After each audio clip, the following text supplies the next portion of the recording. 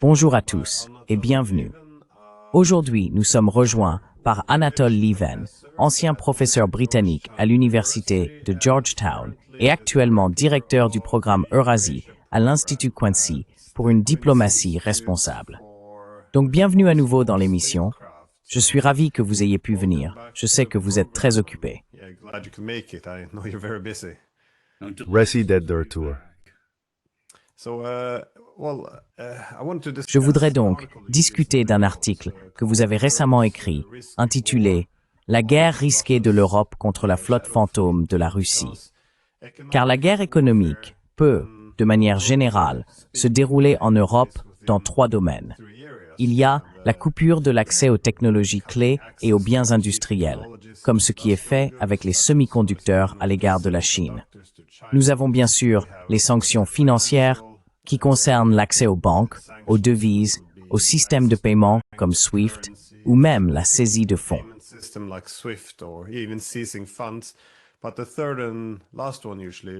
Mais le troisième et dernier point concerne généralement la connectivité physique, c'est-à-dire l'accès aux routes commerciales physiques, que ce soit par voie terrestre ou maritime, ce qui implique des blocus. Et j'imagine que c'est ce dernier point qui devient le plus facilement un acte de guerre. C'est pourquoi j'ai trouvé votre article très intéressant, car s'attaquer à ce que nous appelons la flotte fantôme russe augmente considérablement le risque que les sanctions économiques deviennent un acte de guerre. Peut-être pourriez-vous donc commencer par expliquer ce qu'est la flotte fantôme, car cela semble tout de suite très mystérieux. Et aussi, pourquoi ce nouveau paquet de sanctions de l'UE est-il si dangereux?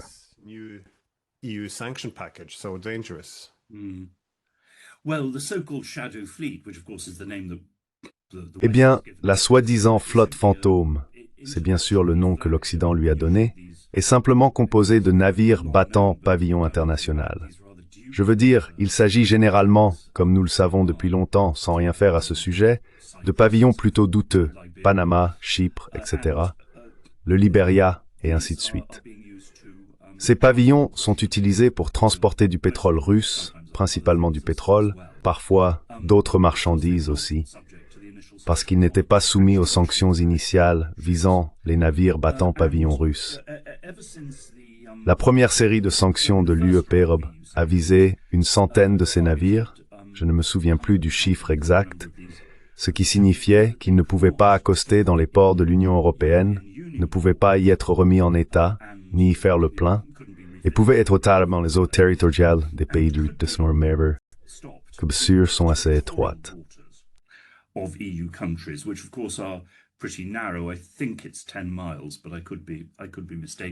Je pense que c'est 16 kilomètres, mais je pourrais me tromper.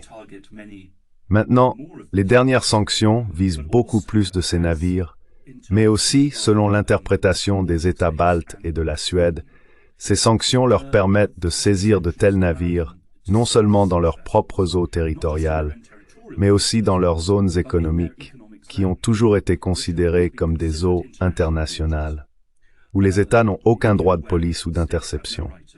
Ils ont le droit d'exploitation économique, pêche, exploration sous-marine, mais pas de saisie. Eh bien, à ce sujet, les Estoniens ont tenté de saisir un tel navire le mois dernier.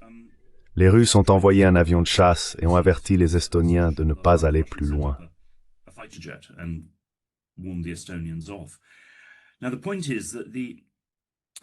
Le fait est que les zones économiques suédoises et baltes couvrent l'ensemble du centre de la Baltique. Cela signifie qu'elles coupent non seulement la Russie, Saint-Pétersbourg, de toute exportation, mais qu'elles isolent également l'enclave russe de Kaliningrad de Saint-Pétersbourg par la mer. Vous voyez, en effet, cela illustre précisément le danger de certains types de sanctions. Car par une série d'étapes, et je dois dire que je suis en Europe en ce moment, je suis en France et personne ne s'en est rendu compte. Personne n'a remarqué que c'est une mesure supplémentaire colossale. Les Suédois ont seulement annoncé qu'ils allaient commencer à mettre cela en œuvre à partir du 1er juillet. Ils auraient déplacé leurs forces aériennes pour couvrir cette zone.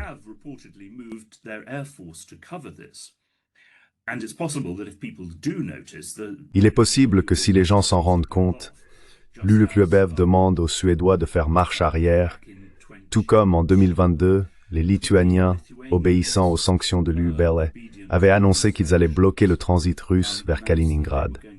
Les Russes ont menacé de faire la guerre et l'UN lui-même a reculé. Donc cela pourrait se reproduire. Mais peut-être que cela n'arrivera pas. Et sur les réseaux sociaux russes, on entend des voix dire « S'ils essayent, coulez-les ». C'est contraire au droit international. Ce sont des eaux internationales. Que feraient les Américains dans ces circonstances? Nous savons tous ce que feraient les Américains dans ces circonstances. Ou bien sûr, il existe d'autres moyens de riposter. Les Russes pourraient dire « Très bien, nous allons intercepter vos navires traversant la Baltique et les fouiller à la recherche d'armes. » ou autre chose. Ou les Russes pourraient déclarer une zone d'exclusion aérienne.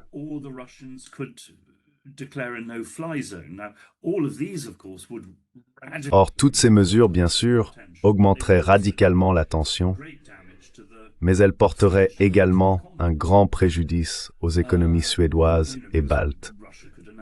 Vous savez, car la Russie pourrait, par exemple, annoncer qu'elle allait arrêter et contrôler tous les navires entrant dans la Baltique pour s'assurer qu'ils ne transportent pas d'armes, comme les États-Unis l'avaient fait lors du blocus de Cuba, ce qui, vous vous en souvenez peut-être, nous avait amené au tout bord du cataclysme nucléaire. Ce sont donc des éléments auxquels nous devrions réfléchir. Mais comme je le dis, à ma grande stupéfaction, les membres de l'establishment français n'ont même pas encore remarqué ce danger. J'ai fait de mon mieux pour les en alerter.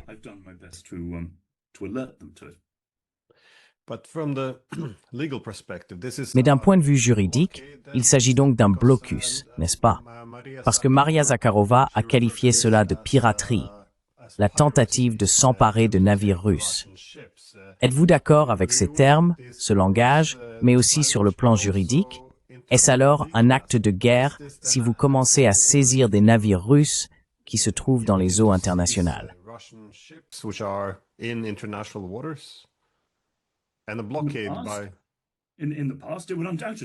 Dans le passé, cela aurait sans aucun doute été considéré comme un acte de guerre. Vous savez, au XVIIIe ou XIXe siècle, oui. Et en effet, de telles actions n'étaient entreprises que par des pays en guerre ou prêts à entrer en guerre. Je veux dire, il faut aussi noter, bien sûr, que ces cargaisons, ce pétrole, sont destinés à des pays. En Occident, on parle sans cesse du fait que la Chine achète du pétrole russe. Mais bien sûr, l'Inde achète aussi d'énormes quantités de pétrole russe, tout comme de nombreux autres pays à travers le monde. Maintenant, vous savez, il y a une sorte de volonté. Je veux dire, une partie de cela relève d'une ignorance pure et simple.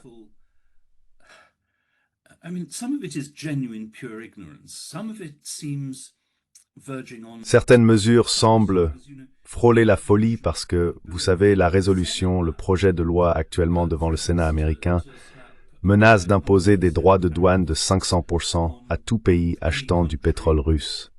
Or, il n'y a aucun moyen pour les États-Unis d'appliquer cela à l'Inde, qu'ils considèrent comme un partenaire essentiel en Asie. Apparemment, certaines personnes au Sénat ne le savent tout simplement pas. Elles ne s'en sont pas rendues compte. D'autres s'en moquent ou pensent que cela ne s'appliquera pas à l'Inde. Mais si vous menacez l'Inde de cette manière, et que vous saisissez effectivement des cargaisons en route vers l'Inde et déjà payées par elle, il ne s'agira pas seulement de la Russie avec laquelle vous devrez composer. Ce sera aussi une Inde extrêmement en colère.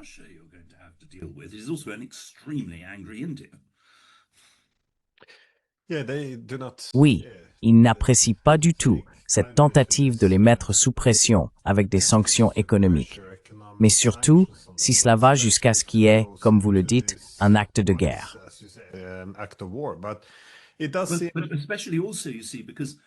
Mais surtout, voyez-vous, parce qu'à présent, il y a la guerre israélienne contre l'Iran, qui est un autre fournisseur crucial pour l'Inde. Et l'Inde a toujours rejeté les sanctions américaines contre l'Iran en disant « Désolé, nous devons acheter leur énergie ». Eh bien, si les États-Unis interviennent comme Trump l'envisage, et que les Iraniens ripostent en ciblant les exportations de pétrole du Golfe, Alors en plus du blocage du pétrole russe, vous avez une énorme crise économique mondiale sur les bras, et l'Inde d'ailleurs perd alors complètement ses importations d'énergie, ce qui mettrait son économie au bord de la ruine. Je ne comprends pas vraiment ce qui nous arrive. L'Occident ne semble plus capable de réfléchir aux conséquences de ses actes.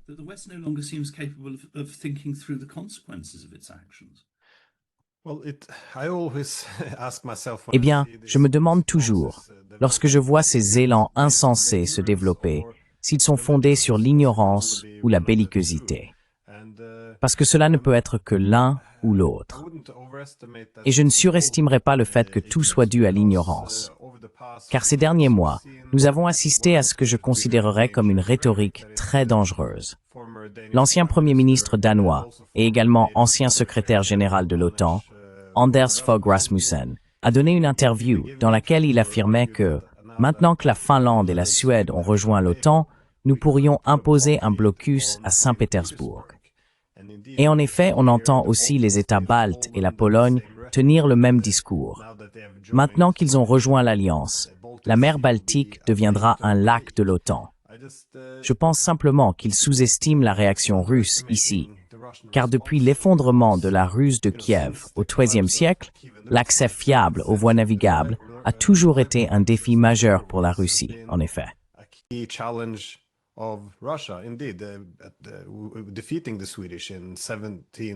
La défaite des Suédois en 1721 lors de la Grande Guerre du Nord est vraiment ce qui a fait de la Russie une puissance européenne, une grande puissance, en la rendant la puissance dominante de la mer Baltique, en faisant d'elle une puissance maritime.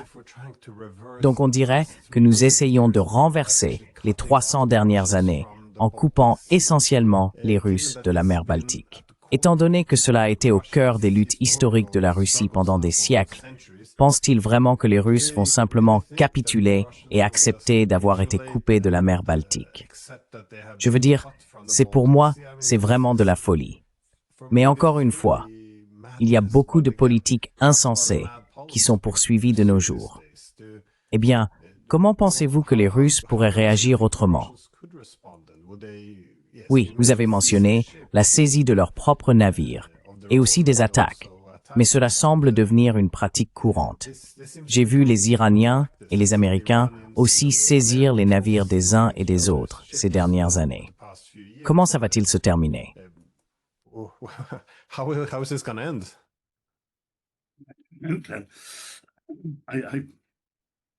Non, Glenn, je ne sais pas. Je veux dire, oui, comme tu le dis, c'est un coup historique.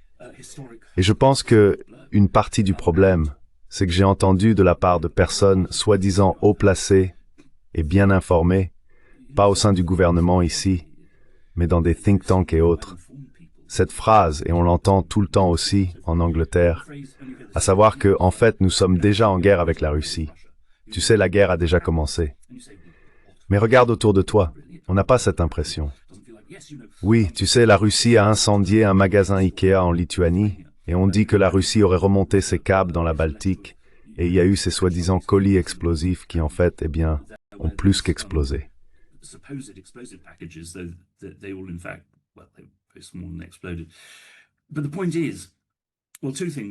Mais le point, c'est qu'il y a deux choses. Premièrement, si les gens croient vraiment que nous sommes déjà en guerre avec la Russie, alors cela leur ouvre la voie pour faire n'importe quoi.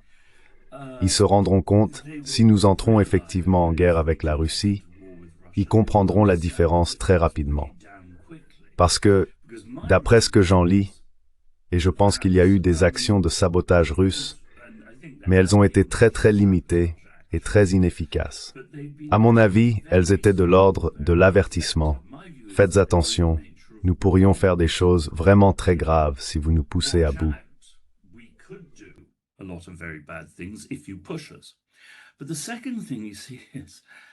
Mais la deuxième chose que l'on constate, c'est que bien sûr, de loin la plus grande opération de sabotage depuis le début de cette guerre, comme vous le savez très bien, n'a pas été menée par la Russie. Elle a été réalisée par une combinaison d'Ukrainiens et d'Américains, avec la participation ou la complaisance des Scandinaves. et il s'agissait de la destruction du gazoduc Nord Stream. Une autre chose rapportée par Reuters, je l'ai citée dans mon article, mais personne d'autre à ma connaissance ne l'a relevé, c'est qu'il y a eu une série d'attaques à la mine Ventouse contre cette flotte fantôme en Méditerranée. Un navire a explosé en mer et a coulé, et 2 marins ont été tués.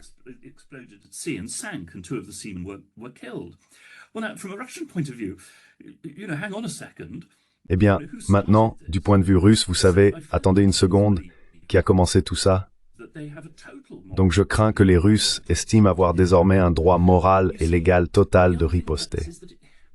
Mais voyez-vous, l'autre aspect de cette affaire, c'est pour ça que le reste du monde regarde désormais l'Occident et ne nous écoute tout simplement plus lorsque nous parlons d'un ordre fondé sur des règles ou autre chose.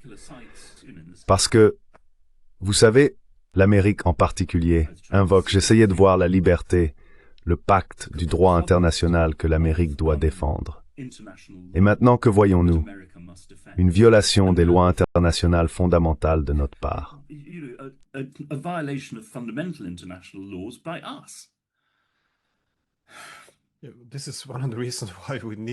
C'est l'une des raisons pour lesquelles nous avions besoin du droit international afin de garantir la sécurité du transport maritime international et de tout protéger. Je veux dire, revenir au fondement du droit et des règles. C'est, eh bien, pour moi, une partie du problème a été le démantèlement des règles concernant les guerres par procuration, car nous avons vu les limites bouger au cours des 3 dernières années dans la guerre par procuration en Ukraine. C'est-à-dire, vous savez, est-ce acceptable d'envoyer des casques et des chars, des HIMARS? Nous avons maintenant des soldats américains qui utilisent des missiles longue portée pour frapper des villes russes. Je veux dire, nous continuons à déplacer les lignes de ce qui est acceptable. Et je pense que c'est aussi pour cela que nous nous retrouvons avec cette rhétorique dangereuse où l'on dit « Oh, nous sommes déjà en guerre avec la Russie parce qu'ils ont incendié Ikea », apparemment ou prétendument. Mais l'essentiel, c'est qu'il faut évaluer l'échelle de l'escalade. Car si c'est tout ou rien, alors nous avons franchi cette limite il y a bien longtemps.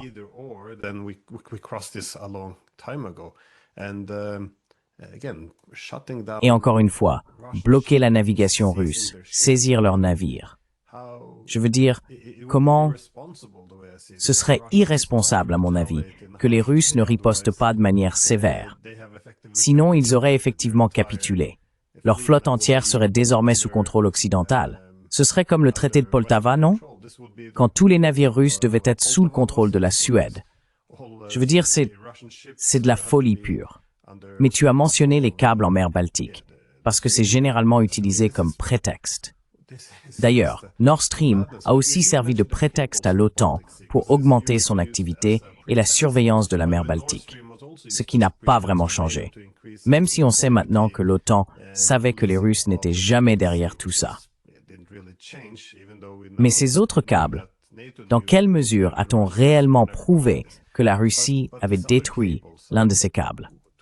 Parce que j'ai entendu dire que certaines de ces accusations avaient été démontées.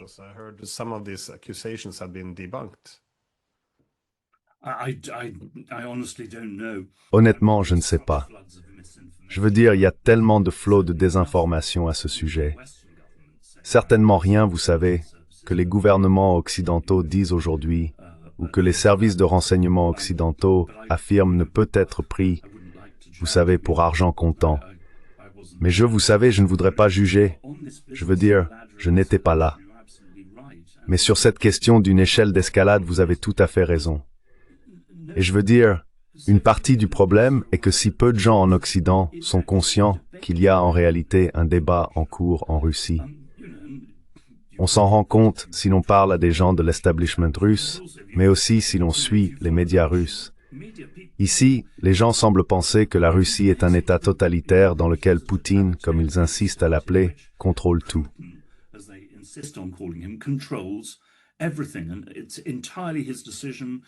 C'est entièrement sa décision.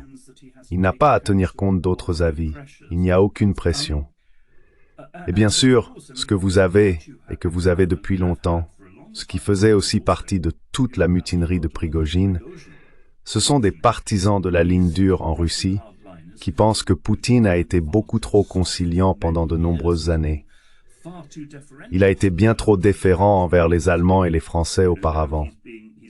Maintenant, disent-ils, il est trop désireux de se lier d'amitié avec Trump et que Poutine a laissé passer une escalade occidentale après l'autre sans riposter, et qu'à un moment donné, la Russie doit simplement riposter massivement pour tracer une ligne rouge.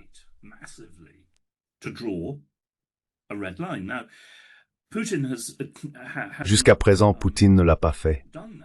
Tout comme, vous savez, en Russie, les partisans de la ligne dure exhortent Poutine depuis des années à lancer une mobilisation massive, appeler sous les drapeaux 3 millions, 4 millions d'hommes, submerger les Ukrainiens, finir cette guerre. Poutine ne veut pas faire cela. Il prête également attention à la situation économique, comme le montrent ses dernières déclarations. Donc, ce que je veux dire, c'est qu'il y a un débat et une lutte autour de la politique en Russie. Mais une grande partie de ce que nous faisons semble presque destinée à renforcer les partisans de la ligne dure, ceux qui souhaitent vraiment une confrontation apocalyptique avec l'Occident.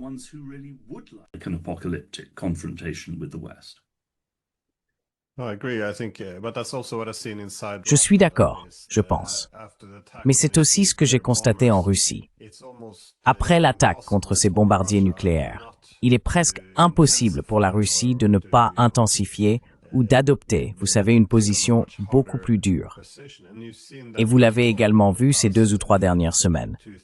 Des bombardements beaucoup plus agressifs, entraînant aussi davantage de victimes civiles du côté ukrainien. Mais je mets souvent en garde contre cela, l'abrutissement de l'Europe. Car je remarque ici, puisque je suis professeur en Norvège, qu'il faut absolument qualifier Poutine de dictateur. Et il y a des journalistes qui vous appellent en vous demandant « Reconnaissez-vous que Poutine est un dictateur ?»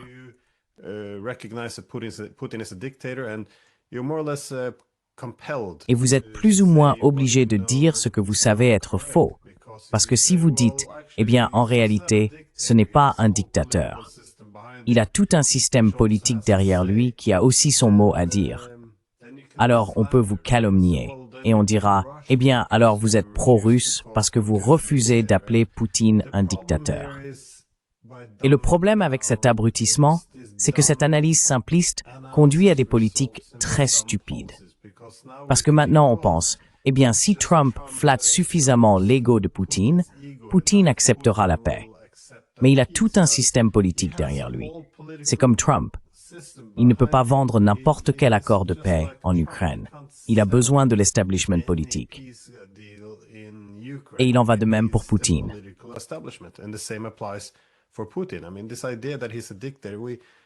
Je veux dire, cette idée qu'il est un dictateur, on se berce d'illusions et on finit par vivre dans un monde fantaisiste en poursuivant des politiques vraiment stupides, ce qui est très dangereux. Mais encore une fois, je souligne souvent ce point. La menace d'être perçu comme pro-russe nous pousse à faire des choses vraiment idiotes. C'est comme l'Allemagne. Ils doivent acheter du pétrole russe à l'Inde.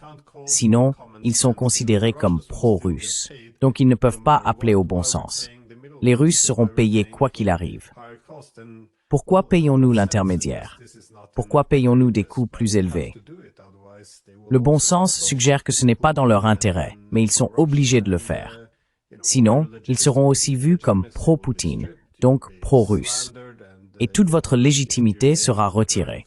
Vous serez calomnié et votre nom traîné dans la boue. Donc nous sommes tous forcés de nous abaisser et de poursuivre cette politique très autodestructrice. Je pense que cela finit par être épuisant. It makes you quite exhausted, I think. Well, tell me about it. But I mean, you know, as I say, Eh bien, parlez-moi. a debate. Comme je le disais, il y a un débat en cours à Moscou sur les objectifs de guerre et sur ce que la Russie peut réellement espérer obtenir. Quels devraient être ses buts dans cette guerre? Doit-elle faire des compromis? Ne doit-elle pas en faire? Et il y a maintenant un tel débat dans une certaine mesure à Washington, mais il est très difficile de le trouver en Europe. C'est ça le problème. Vous savez, moi et mon institut, le Quincy, avons toujours soutenu les sanctions, tant que vous savez, nous sommes sûrs qu'elles nuisent plus à la Russie qu'à nous-mêmes, et tant qu'elle ne nous entraîne pas réellement dans une guerre. Mais l'essentiel, c'est qu'elles doivent être liées à un objectif concret de paix. Et cet objectif de paix doit aussi être réalisable.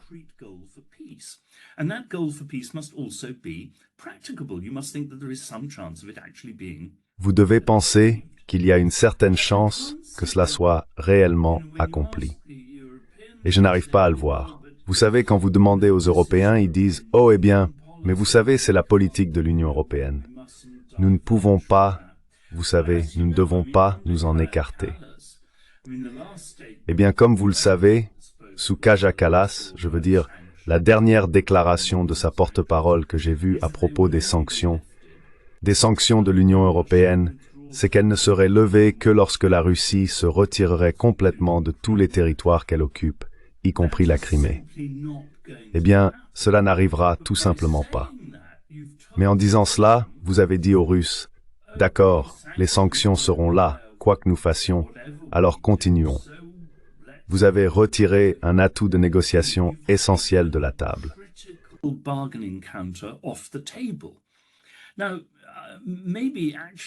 Maintenant, il se peut en fait que les pays européens ne l'aient pas fait et qu'ils soient prêts à négocier à ce sujet à un moment donné dans le futur. Mais officiellement, telle est leur position, ce qui est insensé. Mais je veux dire, on entend encore, comme vous le savez, des voix en Europe qui pensent que les Ukrainiens peuvent gagner militairement, qu'ils peuvent percer les lignes russes, qu'il suffit de continuer à sanctionner la Russie, de donner à l'Ukraine plus d'armes européennes, même sans les Américains, que les Européens peuvent aider les Ukrainiens à remporter une victoire totale. Eh bien, en termes d'analyse militaire pure, c'est de la folie. Et pourtant, on l'entend de la part de certaines personnes, vous savez, assez haut placées.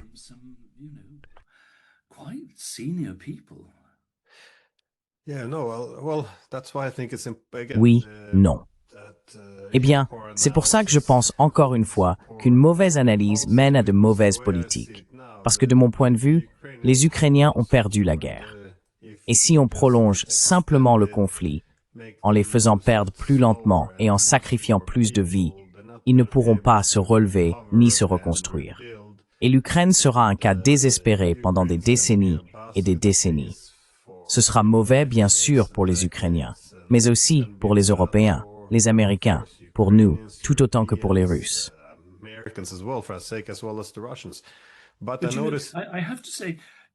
Je dois dire que je vois les choses assez différemment.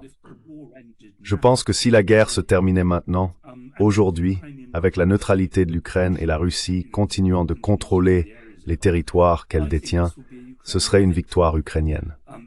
80% de l'Ukraine resterait indépendant, avec peut-être une voie vers l'adhésion à l'Union européenne, ce que la Russie a accepté. Bien sûr, cela dépend des Européens et des Ukrainiens. Mais, comparé à ce que la Russie visait lorsqu'elle a lancé l'invasion, et même en fait, comparé aux centaines d'années d'histoire ukrainienne, ce serait une victoire pour l'Ukraine. Une victoire relative, pas une victoire totale. Mais nous nous sommes aussi gravement trompés en affirmant que la seule victoire ukrainienne possible serait une défaite totale de la Russie. Cela aussi a considérablement renforcé les partisans de la ligne dure à Moscou.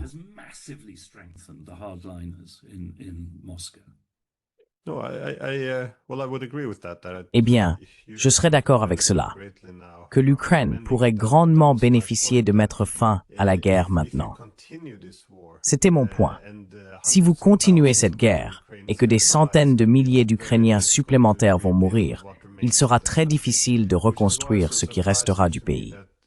C'est pourquoi il m'est si surprenant que si vous avancez cet argument ici, que les Ukrainiens ont déjà perdu la guerre, alors arrêtons au moins l'hémorragie. Les journalistes et le gouvernement viennent dire non, ce n'est pas le cas.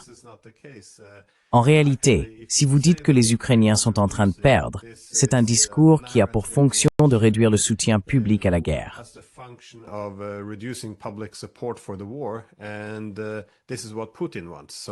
Et c'est exactement ce que veut Poutine. Donc, reconnaître qu'ils sont en train de perdre la guerre, c'est un argument pro-Poutine. Tout est inversé. Tout devient un récit. Est-ce que le récit soutient la poursuite de la guerre par l'Ukraine, ou bien soutient-il la reconnaissance de notre défaite et de la réalité? Cela passe au second plan. On ne débat plus. On ne discute que de ce que nos récits cherchent à accomplir, et s'ils nous servent ou servent l'autre camp. Voilà le tribalisme simpliste dans lequel nous sombrons. Tribalism that we have descended into. And which I must say, I must have been terribly naive. Et je dois dire, vous savez, j'ai dû être terriblement naïf parce que j'ai grandi en croyant que la démocratie libérale et le débat ainsi que l'analyse libre et objective étaient intimement, intrinsèquement liés. Et il semble que non, ce n'est pas le cas.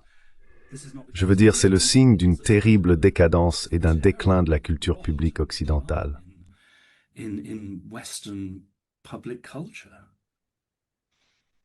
I agree. I think we took Je suis d'accord. a liberal democracy. Je pense qu'on a pris la démocratie libérale, cette grande idée d'une société ouverte qui permet de corriger le cap et de reconnaître quand nos politiques deviennent dangereuses, et on l'a transformée en une idéologie du bien contre le mal, dans laquelle nous devenons encore plus focalisés et moins enclins à reconnaître les préoccupations sécuritaires de nos adversaires.